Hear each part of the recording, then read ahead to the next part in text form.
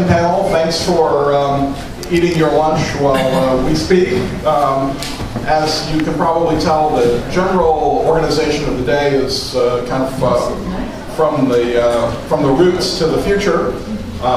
Many of us have our eye on going forward, and since we're a little past our organizational schedule, we'll try to make this panel prompt.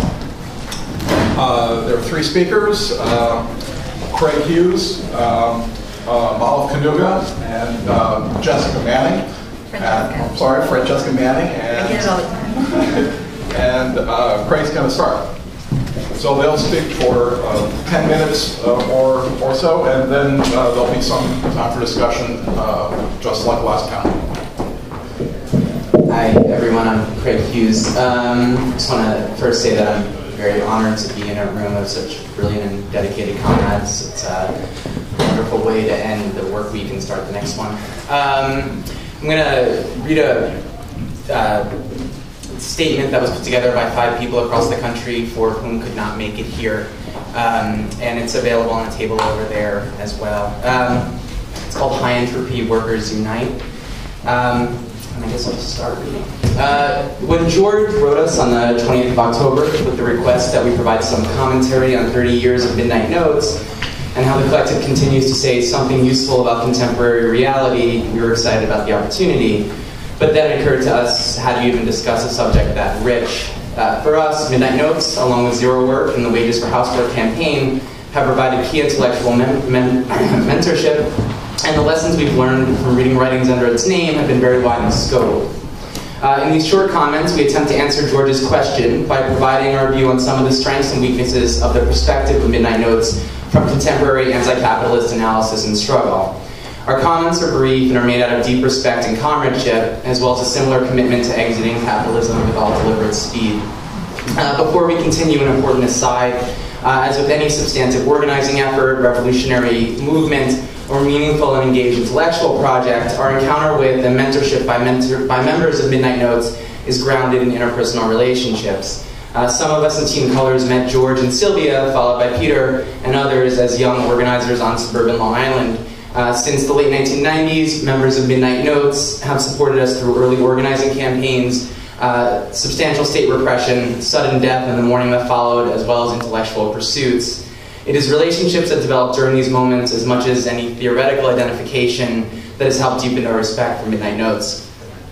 Midnight Notes has been an anomaly in the US left, although at its inception there was more of a tendency for groups of radicals to come together and theorize social struggles and class composition.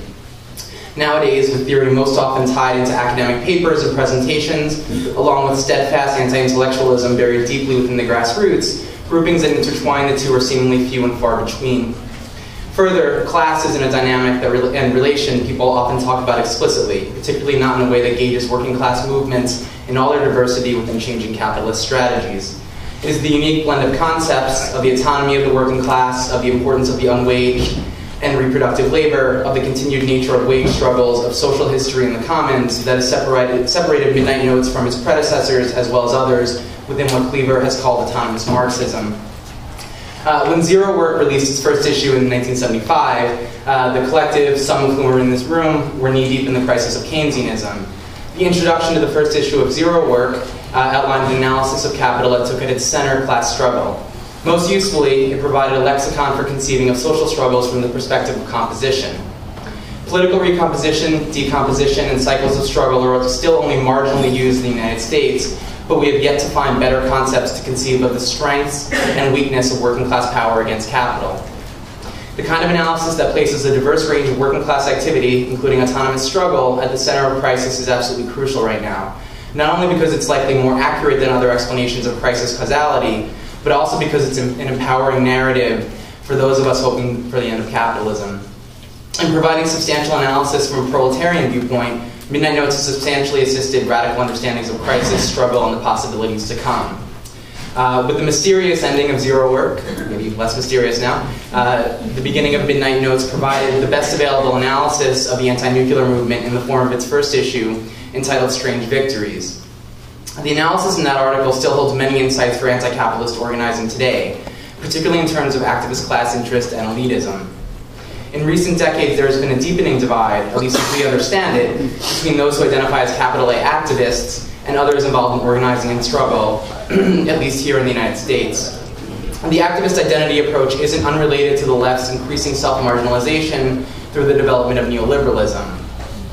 Activists are not classless angels, in the words of Midnight Notes, although oftentimes the approach of the activist develops through classless rhetoric and stands. A particularly relevant thread of connection between '79 and 2009 is found in the question of class interest of those on the left, most saliently in questions of the environment, which plays an important role in contemporary international organizing, as well as Midnight Notes and Friends' recent pamphlet, Promissory Notes. As PM stated in Strange Victories, while discussing a particular type of liberalism, there is no such thing as outside of capital in a capitalist society. From a long-term perspective, the back to the land intellectuals are just testing out new capitalist possibilities of dealing with certain problems of cheap production. This insight proved, in fact, to be potentially more important currently, as green capitalism has become increasingly popular here in the United States. Many on the left champion green capitalism, and the parallels to their seeming classlessness are distinct. We wish to draw this point out further. From a proletarian perspective, the question of who is involved in radical and left organizing immediately leads to the question of autonomous struggles across the social field. In Strange Victories, PM writes that during the 1970s, the anti-nuclear movement had developed a certain rigidity and fear of uninvited guests. 5 years after Midnight Notes published Strange Victories, they argued that the left had become, quote, an ally of capital against the class, end quote. We agree with their exhortation that, quote, we must see this and critically deal with it if we're going to move ahead, unquote. It occurs to us that autonomous struggle is still deeply feared by many in the progressive forces, including unions, the nonprofit sector, as well as many self-identified radicals within the US. With the exception of some anarchists and some Marxists, few on the left open rally for autonomous class activity, particularly if there is a risk that it may get out of control and involve petty crimes, shattered glass, or even flames. In Promissory Notes, it is pointed out that we should not make arbitrary comparisons to the Great Depression, that those were different times and we can't try to repeat old strategies in current days. Similarly, we can't leave lessons behind as if the left reinvents itself decade by decade.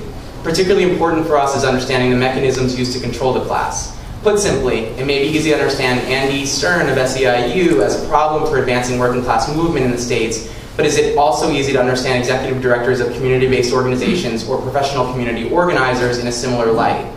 How do we deal with the reality that the left in various ways is deeply intertwined with, and in some ways a central part of, the mechanisms that neoliberal capital has utilized to prevent the kinds of organizing, resistances, and rebellions that have caused bosses and the ruling class as a whole so much frustration and loss?